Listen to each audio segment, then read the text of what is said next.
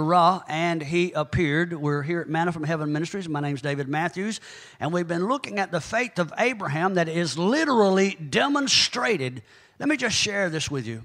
You've been taught in the traditional church that faith is just believing, and that's all you have to do, just believe. Well, in the Hebrew realm, it's actually different. Faith has to be demonstrated. Now, I know that you say, well, that's involving works, and you can't be saved by your works. No, but you will be saved because of your works. If your faith is in action, then the works will follow it. Are you following me? Yes. Are you with me? Yes. James tells us in James chapter 2, verse 20 and 26, that faith without works is dead, just like the body, the fleshly body without the spirit is dead. Works is the fleshly vehicle, while faith is the spiritual side of this thing. Amen? Now, what we're looking at is how Abraham was able to see, to experience, to see some evidence and proof of the one who had been visiting him. And all of a sudden we see that not only was Abraham seen, but so was the manifest presence of Yahweh. Well, you can see this same principle demonstrated in Genesis chapter 24. We were just talking about it earlier, where Isaac had been absent, invisible from chapter 22 forward. And in chapter 24, you see Isaac coming back on the scene again. Well, this is a foreshadowing of what's going to happen in the coming days. We're going to see Isaac in the person of Messiah appear in a short period of time in front of us, and he was going to take the same position that this Isaac did here. Let's look at that. Chapter 24, verse 62. It says, "And Isaac came from the way of the well Lacharoy, for he dwelt in the south country, the Negev." Well, if you look at that, it really is not a very powerful statement. It doesn't really jump off the page at you in the King James English. But if you look at it in the Hebrew, the word of Yahweh, the language that's being restored according to Zephaniah 3, 8, and 9, that pure language that was the language of Eden, it tells you something a little bit different. The word well there is the word bear or beer, and it means a repository, a source of living water. It can also infer a womb as source of waters. The word la is of, charoi is the well of the Kai, living one. But it goes even further than that, because the root of that word ra'ah is in there as well. So it literally is interpreted by or as the well of the living one who sees me. So there is where Isaac is. He's at the well of the living one who sees me.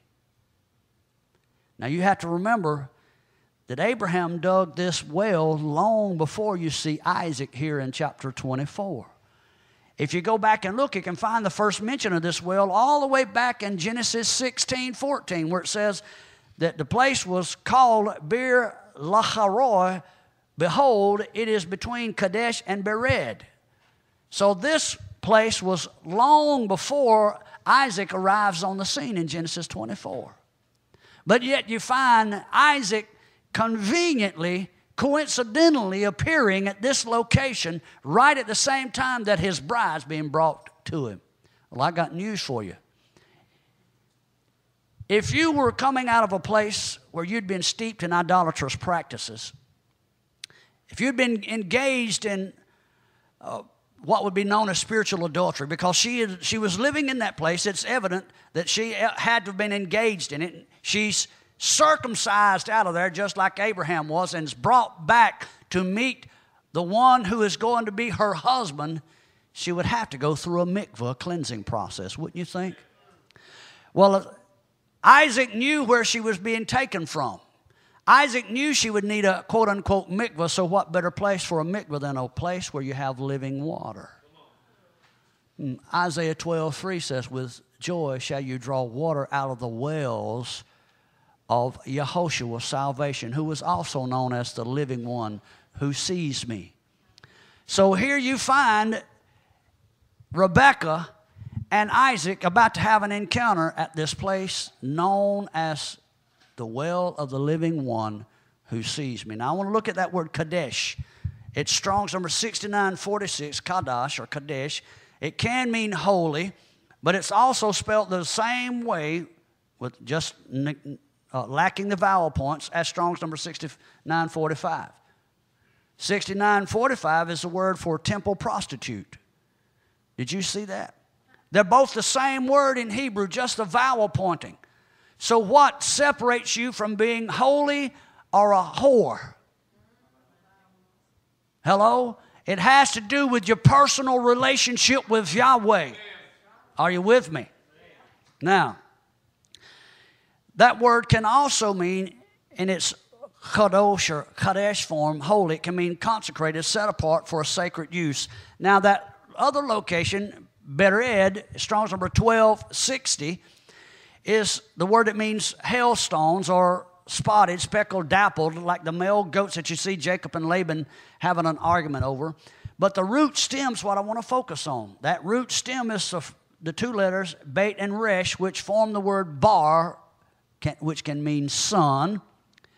Bor, which can mean to wash or to be made clean, can also mean radiant. It can mean grain. It can have something to do with an eye, washing, etc. But the same Beit Resh can also mean beer or well. So you see, attached to it is a suffix, the ed suffix, bered, and ed is the Hebrew word for witness. I believe it's 108, Strong's number 108. So this word, or this phrase, bered, could mean the well of the witness. So you find Isaac at a strategic location between the well of the living one who sees me and the well of the witness. Both of them will cause you to be consecrated and separated. Either you're going to be mikvahed in this well of living water by the one who is a witness, or you're going to be cut off. Did you hear what I said? Now, when I was looking at this, I was again reminded of Acts 1:8, where it says, "And you shall be witnesses unto me." If Yeshua was the one who was seen at the well of the witness and the well of the living one who sees me, and you were called to be a witness, that means you have to be able to show evidence and proof. Isn't that what this whole Torah portion's about? Seeing evidence and proof of who Messiah is, who Yahweh is, the person of Yahweh. Now, you have to ask yourself, as Abraham saw Messiah, he was also seen of him. So what proof was it that Abraham had that caused him to have faith reckoned or accounted unto him? Well, two things, I believe. Number one was circumcision. And we have a hard time with that because we've been taught that circumcision is no longer important in the quote-unquote church world anymore. But if you go back and look at the principle behind circumcision, circumcision in the flesh is talking about cutting away the trappings of that carnal, fleshly body that has brought us into sin. It should be an outward manifestation of circumcision that took place in the heart long before you were circumcised in the flesh. You follow me? That's why Paul makes a statement that those who are circumcised in the heart are true Jews. Amen. Hello? It's not discrediting circumcision in the flesh. Circumcision in the flesh should follow circumcision of the heart. Because if your heart's circumcised, you'll want to cut away the things in the flesh that are keeping you from having a relationship with Him. The flesh is literally a veil that separates the holy from the profane. And that's why Yeshua's flesh broke down that middle wall of partition, that when He was circumcised or cut off from the earth, it broke down that fleshly veil so that we could have access into the holy place of Yahweh. Are you with me? Now, not only was circumcision involved in showing evidence of the faith of Abraham, but so is the fact that he kept the festivals of Yahweh, because here he is at a Passover, waiting for the appearance of the Lamb that was slain before the foundation of the world.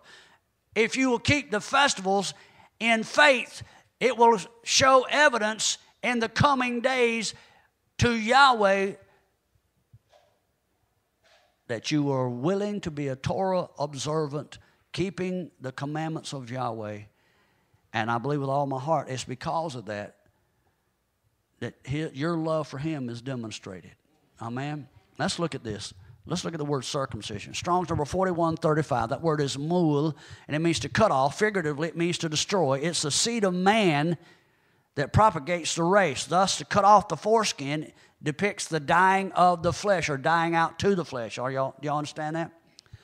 The word circumcision was used 5 times in chapter 17 of Genesis through verse 23 through 27. 5 times. The number 5 is the number for grace and mercy, but it's also the number for the Hebrew letter He, which is a window. Revelation, something that's about to be revealed to you, okay? That word is also closely related to Strong's number 4138, the word moladet, which is indicating a person's birth, the origin of his family and kindred. It's translated as nativity, and that's where Abraham's nativity was back there in Ur of the Chaldees. And so when Abraham left, he was mul, he was cut off from the place of the origin of pagan worship. Can y'all see that? Wow. So there's a pattern that's being set here, and that pattern is that circumcision will cut off, it will stop the birth or the race or the lineage of those that live after the flesh. Romans 8:1 says, there is therefore now no condemnation to them who are in Messiah Yeshua, who walk not after the flesh, but after the Spirit. For the law of the Spirit of life in him has made me free from the law of sin and death. So what happens here is when circumcision takes place, Abraham knew that because of the sin in the flesh, that there's absolutely no way that the Messiah could come through his loins. He knew that he had to be circumcised. That race, that lineage had to be cut off, the lineage of the Adam, the first Adam, so that the second Adam could come. And so what you see is that the firstborn promise to inherit the earth is reestablished here in the circumcision of Abraham. Are y'all understanding this thus far? Now, again, there's a connection here between this word moladet, the word mul, and the word molad, which is a name that's associated with the stages of the moon, the phases of the moon. And I shared last night, we've had folks that say, well, men are the ones who are really blessed to be circumcised, and women don't have to go through circumcision. Well, we understand circumcision occurs on what? The 8th day, am I right? It's the cutting off of the flesh, the death that's in the flesh. Am I right? Well, if you go back and look, every month when a woman goes through a menstrual cycle, she's in what's known as a nida, or an unclean state. She has the dead blood being purged from her body. It's the sign of the flesh in her, right? For 7 days, according to the Torah, she's to remain separated at the end of the 7th day at even, which would be the beginning of the 8th day. So on the 8th day, she's circumcised or cut off from the dead flesh. So she's circumcised every month. Isn't that powerful? Now, let's look at the word flesh here. He was circumcised in the foreskin of his flesh. Strong's number 1320. That word is basar, which means flesh. But it's also related to 1319. That word is pronounced the same way, basar, and that is the word for gospel, the good news. Do you see there's a connection here to proclaiming the good news of the message of salvation and circumcision? You cannot separate circumcision and the preaching of the message of redemption. You cannot. You cannot, listen to me, you cannot be a partaker of the redemption that was provided in the Passover when the lamb was slain for you without being circumcised in the heart. Did you hear what I just said? Well, that's a New Testament teaching, isn't it? But the rabbis have said for generations that you can't be a participant in Passover if you're not circumcised. Well, they're looking at it from the natural, but you and I understand that there's a spiritual application here as well. You can't be part of the company of redeemed without being circumcised in the heart. Well, y'all see that? It's pretty simple. Now, the word circumcision, or the word flesh rather, is seen 3 times in these 5 verses. Genesis 17, 23 through 27. We looked last night, and 3 is the number of the Hebrew letter gamel. It can mean to lift or to bear.